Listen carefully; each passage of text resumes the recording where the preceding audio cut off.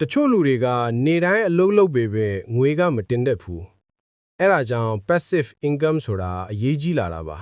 passive income ဆိုတာကတင်မလုံနေခြင်းတောင်ငွေဝင်လာတဲ့ income ပါဥပမာ digital product ရောင်းတာ online course တင်တာ affiliate marketing investment rental income စတဲ့အမျိုးအစားတွေပါ စတင်ခြင်းပထမဆုံးနည်းလမ်းကတော့ skill တစ်ခုတန်ဖိုးရှိအောင်တည်ဆောက်တာနောက်တစ်ခုကအချိန်တိုင်းလှုပ်ချင်တာအတွက်စနစ်တကျစီမံရေးရာစနစ်တည်ဆောက်တာ passive income ဒီဆောက်ဖို့အချိန်ယူမယ်ဒါပေမဲ့တန်ဖိုးရှိပါတယ် သင်အတွက်အနာဂတ်မှာ